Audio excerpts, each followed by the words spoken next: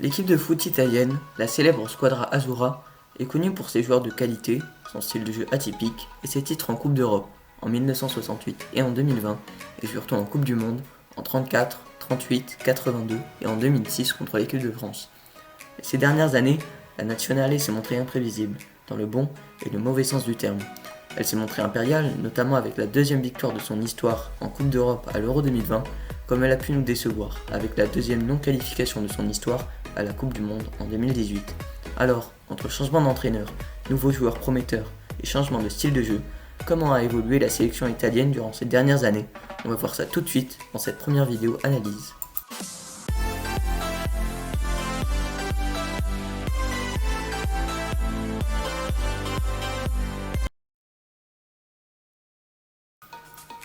Après une Coupe du Monde 2006 plus qu'aboutie, avec une victoire en finale contre l'équipe de France, l'Italie, menée à l'époque par Marcello Lippi, est alors la meilleure équipe du monde et impressionne par ses joueurs de qualité, son expérience et sa solidité défensive.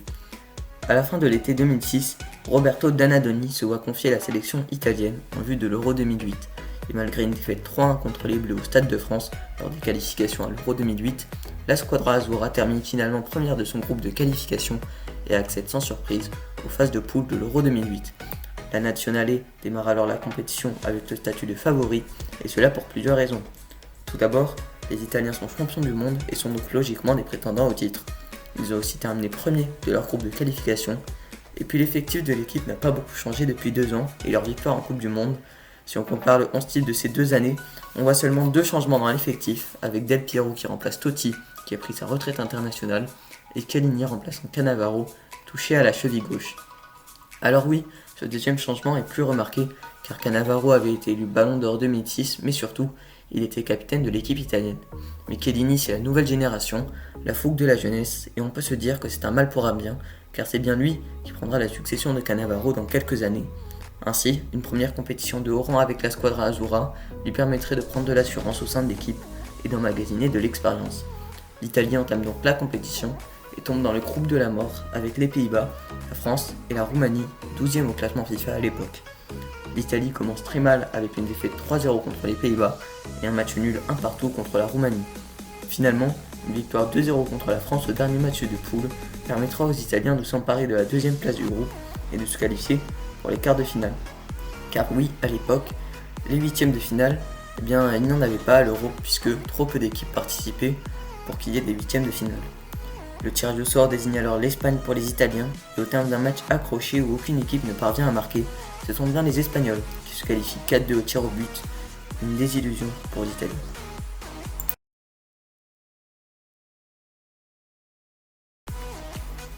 Après cette performance mitigée, l'Italie renvoie son sélectionneur Roberto Donadoni et rappelle l'ancien sélectionneur de l'équipe, Marcello Lippi, qui avait gagné la Coupe du Monde 2006 avec la Squadra Azzurra.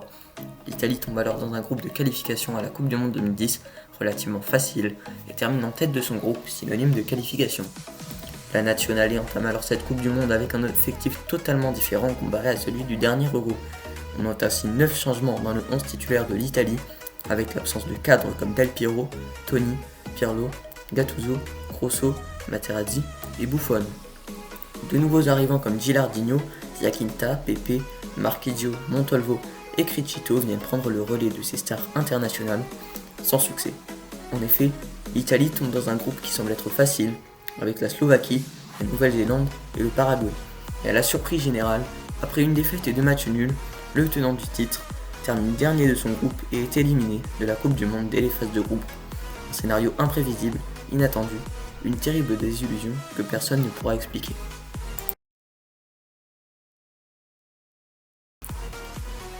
Nouveau changement de coach pour la Nazionale qui appelle Cesare Prandelli en 2012 et renvoie donc Marcello Lippi après la mauvaise performance en Coupe du Monde. L'Italie retrouve ainsi certains cadres absents en 2010, comme Buffon, Pirlo, Montolivo et Marchisio, mais il peut aussi compter sur une nouvelle génération de joueurs prometteurs, menés notamment par Mario Balotelli. Terminant premier de son groupe de qualification et premier de son groupe à l'Euro 2012 en phase de poule, l'Italie se hisse jusqu'en finale de la compétition avant de subir une humiliation contre l'Espagne sur un score de 4-0. L'Italie, malgré son beau parcours, se remet alors en question et cela va se ressentir dans les prochaines compétitions et notamment au Mondial 2014. Pourtant, L'Italie ne tremble pas pendant les qualifications à cette Coupe du Monde en terminant première de son groupe devant le Danemark. La suite par contre est un cauchemar pour la Nazionale qui a encore en tête l'échec au Mondial 2010, ce qui ne va pas aider l'équipe non plus d'un point de vue psychologique. Et c'est là que l'impossible se produit de nouveau. Tomber dans un groupe avec l'Uruguay, le Costa Rica et l'Angleterre, un groupe plutôt relevé sur le papier, mais où l'Italie reste favorite avec son gros parcours à l'Euro et après une victoire contre l'Angleterre, on se dit que c'est fait pour les Italiens qui n'ont plus qu'à confirmer contre le Costa Rica. Les coups de théâtre, défaite 1-0 contre le Costa Rica, défaite 1-0 contre l'Uruguay, l'Italie pointe à la 3ème place de son groupe et encore une fois, la Nazionale est éliminée en phase de groupe du mondial.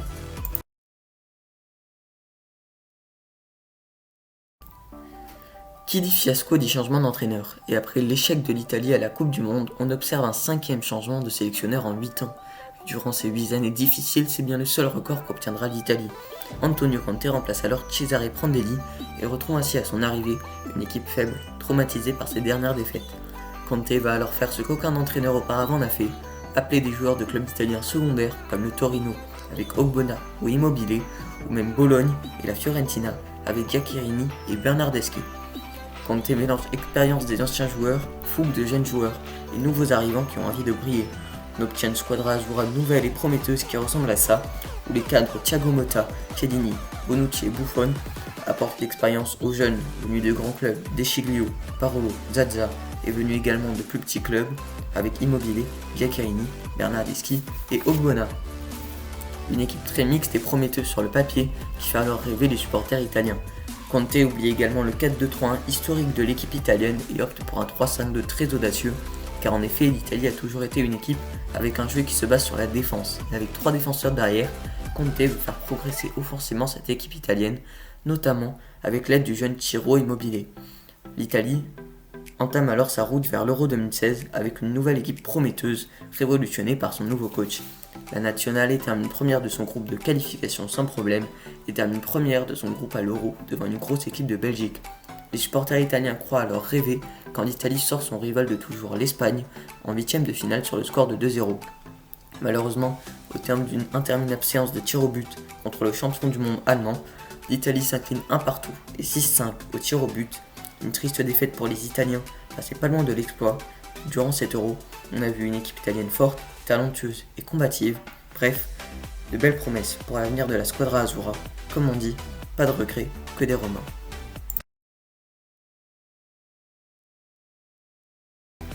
Antonio Conte ayant annoncé avant l'Euro sa démission à la fin du tournoi, quitte alors l'Italie après la défaite contre l'Allemagne et est remplacé par Gianpiero Ventura.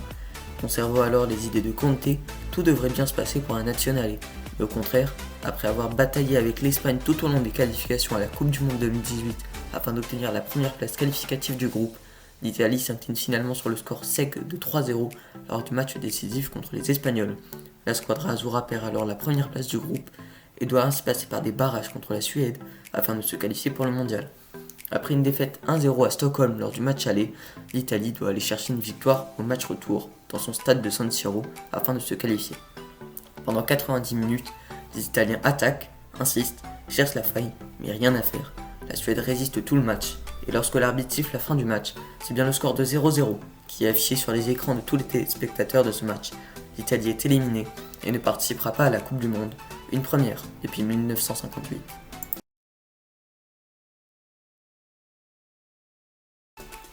Après cette énorme désillusion, Gianpiero Ventura est licencié. Le président de la Fédération italienne de football quant à lui démissionne et dans cette situation chaotique, Roberto Mancini devient le nouveau sélectionneur de l'équipe. Le technicien italien va alors faire la seule chose que Conte n'a pas fait, reconstruire l'équipe mentalement. Mancini va avant tout remobiliser des joueurs traumatisés par le match contre la Suède et dit même dans une conférence de presse, je cite, « J'ai trouvé des joueurs en manque de confiance et de repères, ils avaient besoin d'entendre certaines choses pour repartir de l'avant. » Dans un second temps, il décide d'effacer totalement le 3-5-2 de Conte pour le remplacer par un 4-3-3 variable. Mais l'équipe doit surtout trouver un capitaine après la retraite internationale de Buffon. Le brassard est donné à Leonardo Bonucci qui va alors devenir un vrai meneur d'hommes. Mancini reprend aussi le concept de Conte en sélectionnant des joueurs de clubs italiens non majeurs, avec notamment Sassuolo où jouent Berardi, Locatelli et Raspadori. Il fait apparaître beaucoup de joueurs différents sur le terrain. En effet, depuis son arrivée, Mancini a fait apparaître sur le terrain 63 joueurs différents, un total colossal. Lors des qualifications à l'Euro 2020, l'Italie termine première de son groupe en prenant le maximum de points possible, 30 points en 10 rencontres. L'équipe de Mancini pour l'Euro est la suivante. On retrouve au goal le jeune et talentueux gardien Gianluigi Donnarumma. Les deux défenseurs latéraux sont les nouveaux arrivants convoqués par Mancini, Spinazzola, Di Lorenzo. La charnière centrale est quant à elle très expérimentée avec Chiellini et Bonucci. Au milieu de terrain, Verratti et Jorginho apportent leur expérience où viennent Manuel Locatelli. L'attaque est quant à elle menée par Insigne et Immobile, qui épaule Berardi. Pour cet Euro, la nationale tombe dans un groupe piège avec la virevoltante équipe de Turquie, les Pays de Galles menés par Gareth Bale et la Suisse qui durant la compétition fera tomber notre chère équipe de France. Pourtant, l'Italie fait imperfecte, 9 points et aucun but encaissé. En huitième de finale, l'Italie souffre contre l'Autriche de David Alaba mais se qualifie finalement 2-1 en prolongation. En quart de finale, l'Italie rencontre la Belgique de Kevin De Bruyne. Les Italiens sont très solides et l'emportent également 2-1 contre les Diables Rouges. En demi-finale, après un match ultra serré contre le rival espagnol, la Squadra Azzurra se qualifie au tir au but, 1 partout, 4-2 au tir au but. En finale, après avoir été menée la majorité du match contre l'Angleterre, l'Italie remporte finalement le deuxième Euro de son histoire, après sa victoire 1-0, 3-2 au tir au but. Un aboutissement incroyable pour les Italiens qui, grâce à l'aide de Roberto Mancini, réussissent un incroyable parcours et une incroyable remontada. A noter que cette finale de l'Euro est en continu d'une incroyable série d'invincibilité de 34 matchs, une série qui se conclura finalement à 37 matchs d'affilée sans défaite, après une défaite 2-1 contre l'Espagne en demi-finale de Ligue des Nations, un record.